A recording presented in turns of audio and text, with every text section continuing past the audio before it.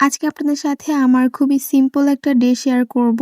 আজকের ভিডিওতে থাকছে সকাল থেকে সারাদিন কি করলাম প্লাস দুপুরে কি রান্নাবান্না হয়েছে। তো আসসালামু আলাইকুম সবাইকে, কি অবস্থা সবার, কেমন আছেন? সবাইকে ওয়েলকাম করছি আমার আরো একটি মিনি ব্লগে। সো আজকে সকালে ঘুম থেকে উঠে একটু বাহিরে বের হয়েছিলাম। মাশাআল্লাহ এত সুন্দর রোদ ছিল, রোদ দেখে আমি আমার শুজগুলোকে একটু রোদে বের করেছি। এন্ড আজকে আমাদের বাসায় একজন গেস্ট আসার কথা ছিল, মানে আমার কাজিন আসার কথা ছিল। তাই এখানে আমি ঘুম থেকে উঠে বেডশিট বিছাতে নিয়েছি। এই বেডশিটটা আমার খুবই পছন্দের, আমার কাছে স্পেশালি অনেক বেশি ভালো লাগে। তো প্রথমে আমি এখানে বালিশের কভারগুলো পরিয়ে নিচ্ছিলাম, আর এই কাজটা করতে আমার অনেক বেশি খারাপ লাগে, মানে একদমই করতে পারি না তেমন একটা। এন্ড সবচেয়ে কষ্টের কথা যে আমি বেডশিটটা যাদের জন্য বিছিয়েছি তারা কিন্তু পরে আর আসেনি। আমার কাছে খুবই খারাপ লেগেছে বিষয়টা। তারা একটা কাজে বিধি ছিল তাই আর আসতে পারেনি। আসলে যখন মেহমান আসার কথা শুনি তখন খুবই ভালো লাগে, খুবই হ্যাপি ফিল হয়। বাট যখন পরে শুনি যে তারা আর আসবে না তখন মনটা প্রচুর খারাপ হয়ে যায়, যেমনটা আমার আজকেই হয়েছিল।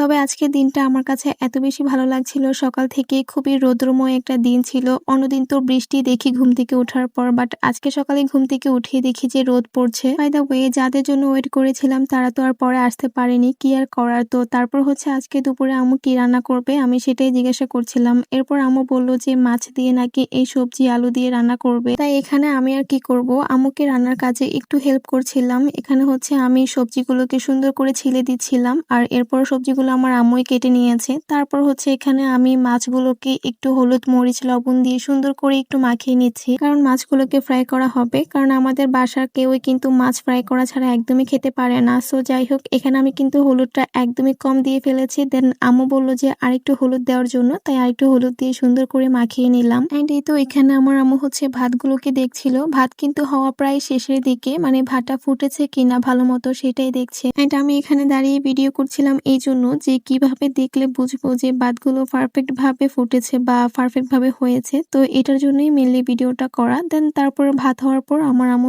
এখানে মাছগুলোকে সুন্দর করে ফ্রাই করে নিচ্ছে। এন্ড আজকের মাছগুলো আমার আম্মু ফ্রাই করছে বললেই কিন্তু ভুল হবে, কারণ প্যানে কিন্তু মাছগুলো আমি দিয়েছি। এন্ড আপনারা দেখে হয়তো বুঝতেই পারছেন আমি প্যানে মাছ দিয়ে হয়তো 1 মাইল দূরে চলে যাচ্ছি, এটা তো ভিডিওতে আর দেখাতে পারিনি। আসলে একদিন না একদিন আমাদের মেয়েদের কিন্তু সব কাজই করতে হয়, সেটা হোক এখন বা পরে। আগে আমি কাজ না করলেও এখন কিন্তু আমি মোটামুটি আম্মুর সাথে অনেক কাজেই হেল্প করে থাকি, আর আমার আম্মু আমাকে নিজে থেকেই বলে কাজ করার জন্য। বাই দ্য ওয়ে, সেসব কথা না হয় আমার অন্য আরেকটি ব্লগেই বলবো। সো আপনারা সবাই কমেন্ট করে জানাবেন আমার আজকের এই ব্লগটি কেমন লেগেছে। তো সন্ধ্যায় গিয়ে আমি একটু আমার মেজো খালামণির বাসায় গিয়েছিলাম একটা পার্টিতে, মানে জন্মদিনের পার্টিতে। এন্ড সেখানে গিয়ে আমি টুকটাক কিছু ভিডিও ক্লিপ নিয়েছি। তো ভাবলাম কেননা আপনাদের সাথে এই ব্লগে অ্যাড করে দিই। তো এই ছিল আমার আজকের এই মিনি ব্লগটি। সবার কাছে কেমন লেগেছে অবশ্যই কমেন্ট করে জানাবেন, আর ভিডিও ভালো লাগলে অবশ্যই আমার পেজটাকে ফলো করে আমার পাশে থাকবেন। তো দেখা হয়ে যাবে আমার অন্য কোনো নেক্সট ভিডিওতে। সবাইকে আল্লাহ হাফেজ।